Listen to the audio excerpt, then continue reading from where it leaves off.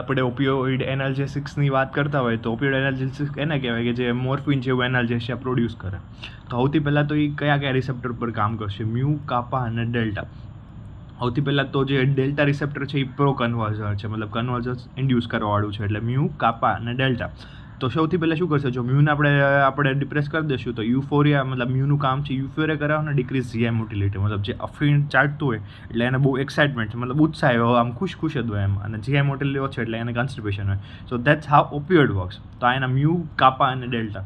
હવે એગોનિસ્ટ મતલબ જે એને સ્ટિમ્યુલેટ કરશે, એગોઇડ એન્ટાગોનિસ્ટ મતલબ એને બ્લોક કરી દેશે, અને પાર્શિયલ મ્યુ રિસેપ્ટર એગોનિસ્ટ અથવા કાપા રિસેપ્ટર એન્ટાગોનિસ્ટ, મતલબ મ્યુને એગોનિસ્ટ છે, મતલબ મ્યુ ઉપર સ્ટિમ્યુલેટ કરશે પણ કાપાનું કંઈ કામ નહીં કરે, મતલબ એને બ્લોક કરી દેશે. તો એ કઈ છે? બ્યુપ્રેનોર્ફિન. તો જસ્ટ રિમેમ્બર ધ નેમ. તો નેચરલ તો એગોનિસ્ટ કોણ છે ઓપિયોઇડ રિસેપ્ટર માટે? તો મોર્ફિન હોવાનું, કારણ કે ઓપિયોઇડ જ છે. કોડિન, મોર્ફિન ને કોડિન. સેમિસિન્થેટિકમાં હિરોઇન ને ફ્લોકોડિન.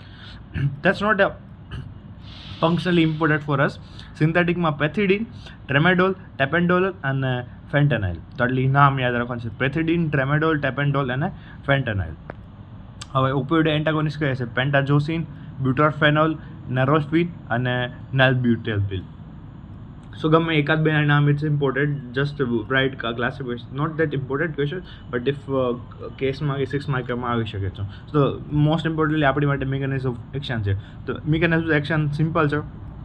ઓપિયોઇડ રિસેપ્ટર સાથે ઇન્ટરેક્ટ કરશે સ્પાઇનલ, સુપ્રાસ્પાઇનલ અને પેરિફેરલ.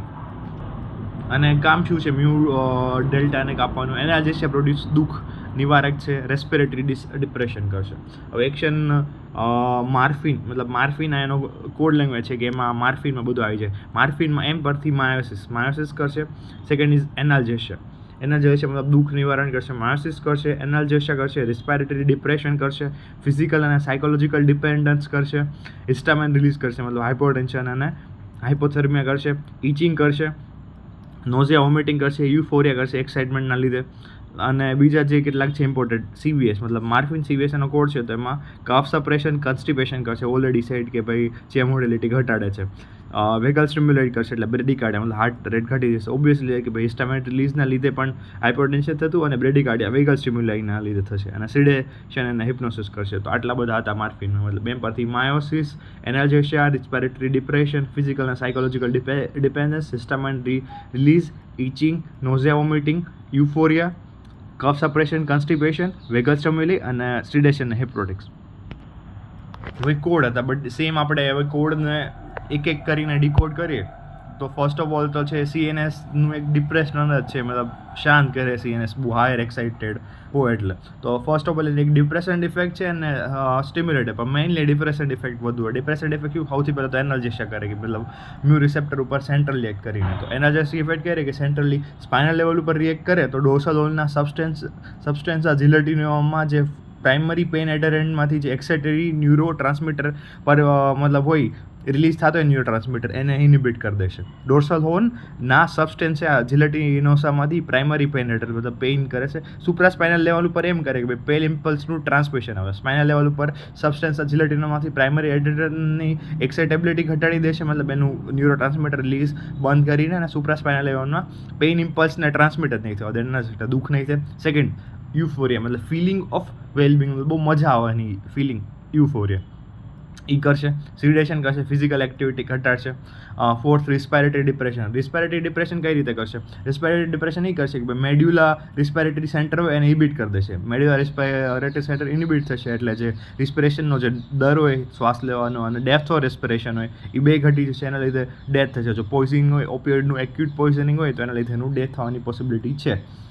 કફ સપ્રેશન એ કરશે મેડ્યુલા કફ સેન્ટર, મતલબ મેડ્યુલા રિસ્પાયરેટરી સેન્ટર અને મેડ્યુલા કફ સેન્ટર બંનેને ડિપ્રેસ કરી દેશે, મતલબ કફ સેન્ટરને સ્ટિમ્યુલેટ કરીને, રિસ્પાયરેટરી સેન્ટરને ઇનિબિટ કરીને. હાઇપોથર્મિયા, ટેમ્પરેચર તો ઘટાડે છે. તો આટલી એની સ્ટિમ્યુલેટિવ ઇફેક્ટ હતી. હવે કઈ રીતે, મતલબ જો મોડરેટ ડોઝ આપણે એનો આપીએ તો પછી ડલ ને કન્ટિન્યુઅસ પેન જ થાય, અને શાર્પ અને સિવિયર પેન હોય તો પછી આપણે લાસ્ટ ડોઝ આપવાનો એમ. કારણ કે જો નોર્મલ પેન હોય તો હાઈ ડોઝ ત્યારે જ આપવાનો જ્યારે આપણે બહુ એક્સ્ટ્રીમ ને સિવિયર પેન આવે, કારણ કે ટોટલ પેનમાંથી આ રિલીફ કરે છે. So that's depression effect. એટલે આના ઇમ્પોર્ટન્ટ છે નામ, analgesia, euphoria, sedation, respiratory depression, cough syndrome and hypothyroid. Name and mechanism તો જસ્ટ સિમ્પલ કે ભાઈ એનાલ્જેસિક ઇફેક્ટ માટે બે મિકેનિઝમ છે, સ્પાઇનલ અને સુપ્રાસ્પાઇનલ લેવલ ઉપર. રિસ્પિરેટરીમાં મેડ્યુલા અને મિડલ રિસ્પિરેટરી ઇનિબિટ કરી દેશે. તો that's stimulate effect. Stimulate effect કઈ રીતે? સ્ટિમ્યુલેટ ઇફેક્ટમાં માયોસિસ કરાવે છે.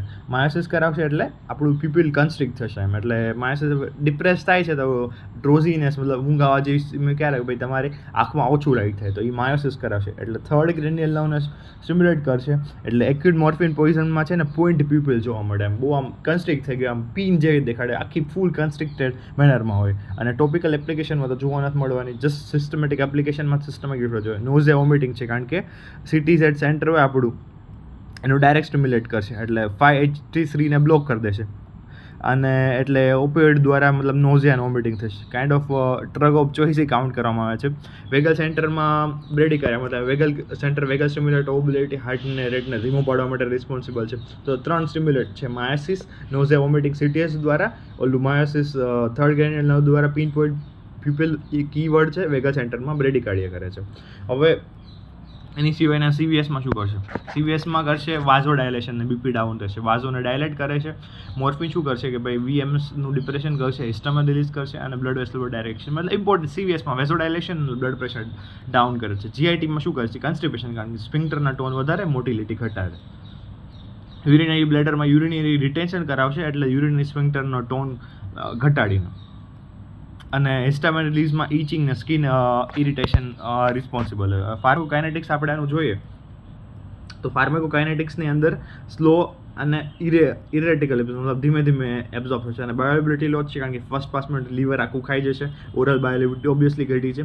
મોર્ફિન સી ગ્લુકોરોનાઇડ છે ને પોટેન્ટ એનાલ્જેસિક એક્શન માટે રિસ્પોન્સિબલ છે. એડવર્સ ઇફેક્ટમાં કાઉન્ટ કરો કે એક્શનમાં કાઉન્ટ કરો, ઇટ્સ સેમ.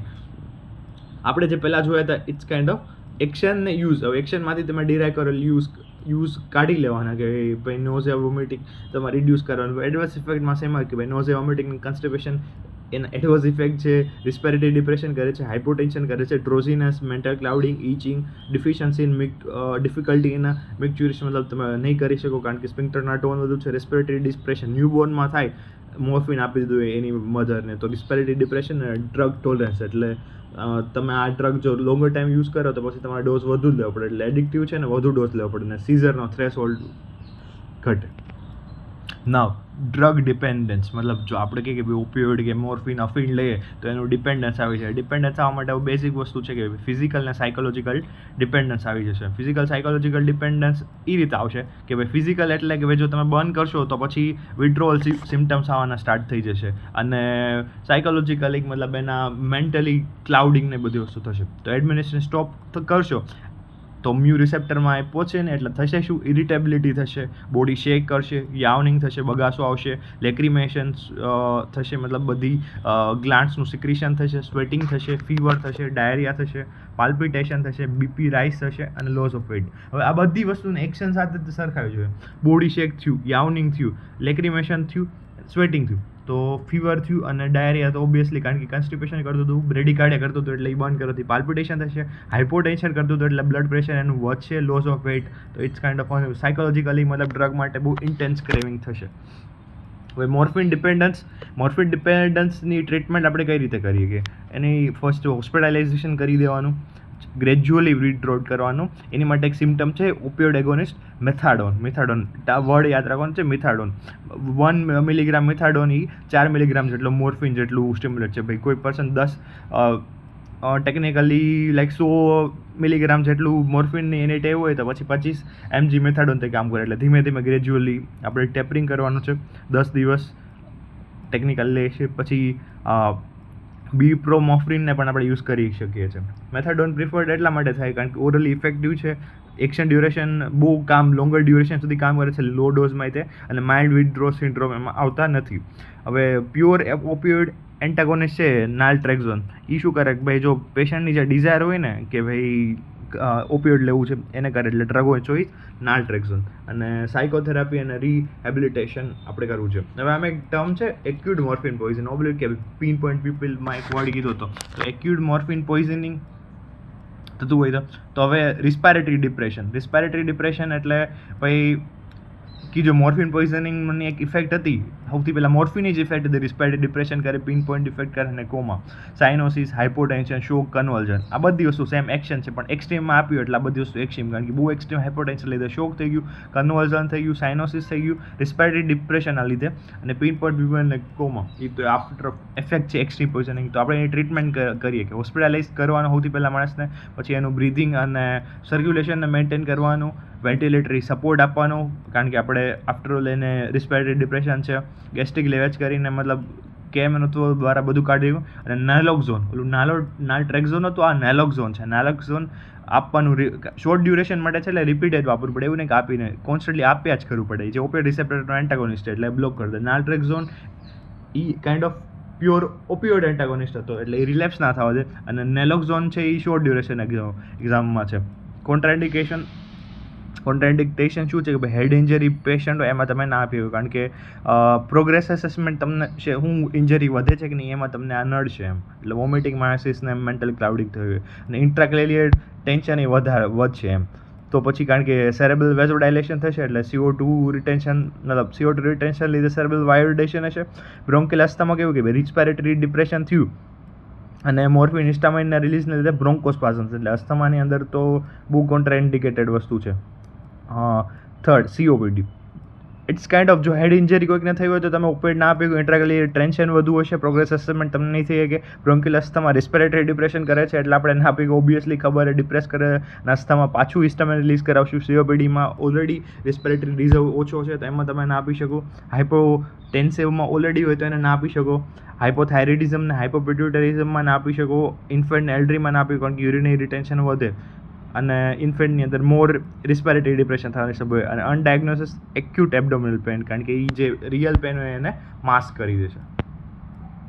તો this is all about acute morphine poisoning અને મોર્ફિન શેમાં આપવું જોઈએ, મીન્સ મોર્ફિન ઓપિયોઇડ.